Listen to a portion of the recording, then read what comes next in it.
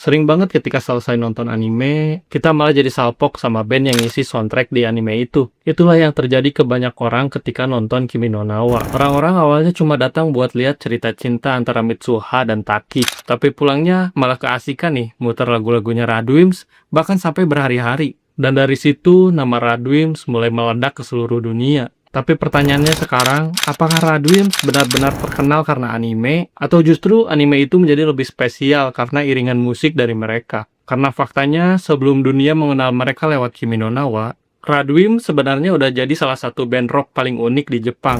Musiknya aneh, liriknya filosofis, struktur lagunya itu kadang jadi kayak orang yang overthinking terus dibikinin lagu. Tapi justru itulah yang bikin mereka berbeda. Dan perjalanan mereka itu nggak selalu mulus. Dari band sekolah kecil, jadi ikon soundtrack anime, bahkan sampai perubahan member yang bikin fanshock dan sedih. Hari ini kita bakal bahas perjalanan Radwimps dari awal terbentuk sampai jadi salah satu band rock paling berpengaruh di era modern Jepang ini. Oke, selamat datang di episode Radwimps.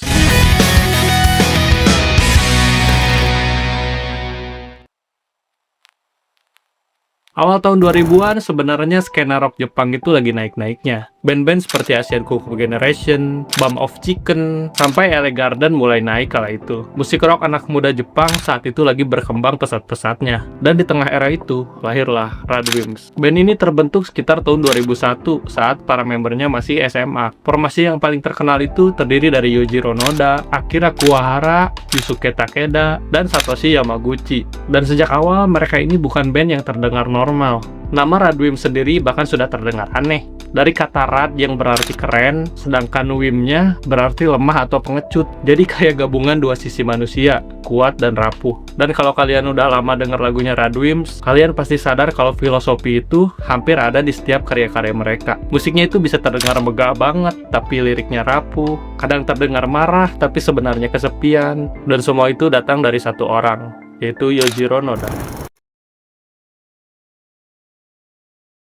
Kalau Radwimps diibaratkan adalah tubuh manusia, maka Yujiro adalah jantung dan otaknya. Bahkan banyak fans merasa sulit kalau Radwimps ini ditinggalin sama Yujiro Noda. Jadi Yujiro itu bukan tipikal frontman rock yang egois, yang jingkrak-jingkrakan kayak Taka One Ok Rock gitu ya.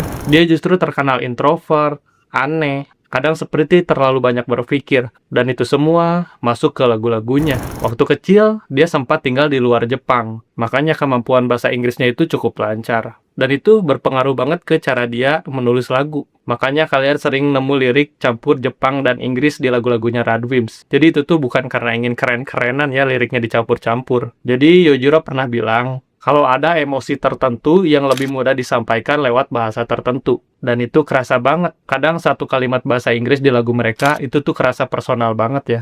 Hal lain yang membuat Yujiro terlihat berbeda adalah cara dia memandang dunia. Lagu Cinta di Tangan Radwimps jarang terasa seperti lagu cinta biasa. Mereka bisa ngomongin hubungan manusia sambil membahas waktu, identitas, ruang, angkasa, bahkan sampai ke eksistensial kehidupan. Kadang kalau dengerin lagu mereka tuh kalau search liriknya, ini kayak orang jatuh cinta tapi pakai bahasa filsafat. Dan justru karena itu, banyak orang merasa lagu Radwimps ini sangat mewakili manusia yang tidak sempurna. Tidak selalu bahagia, tapi tulus dan jujur.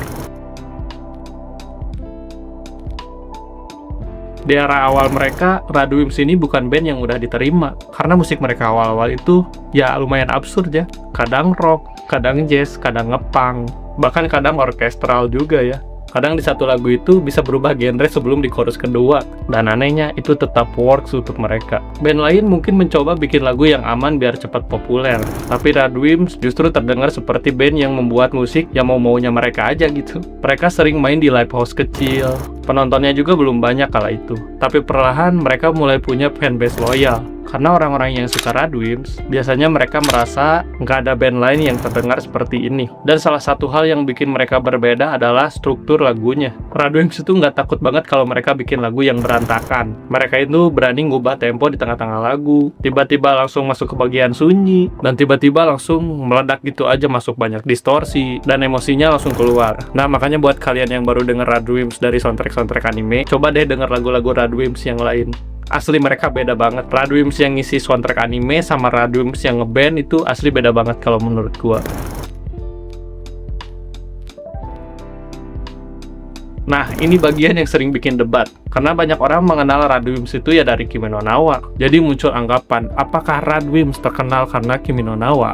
Dan jawabannya ya bisa iya, bisa enggak. Karena kalau ngomongin dunia internasional, memang benar kalau Kimi no Na wa itu adalah ledakan besar dan global untuk Radwimps. Nah, tapi kalau di Jepang sendiri, sebelum anime ini rilis, Radwimps sebenarnya udah sangat besar. Mereka udah bisa konser di arena yang gede, album mereka masuk di chart tertinggi, dan tentu aja mereka punya fanbase yang loyal. Lagu seperti Osaka Sama, Dada, dan Order Made sudah dianggap ikonik oleh banyak fans. Tapi memang ada satu hal yang menahan mereka untuk go internasional. Menurut gua, musik Radwimps itu awalnya memang terlalu Jepang banget. Bukan dalam artian buruk ya, tapi emosionalnya, cara penulisan lagunya, dan struktur lagunya itu terasa khas Jepang banget. Nah, justru karena itu, mereka butuh jembatan untuk terkenal di dunia dan lebih go internasional. Dan jembatan itu adalah menjadi soundtrack di sebuah film anime.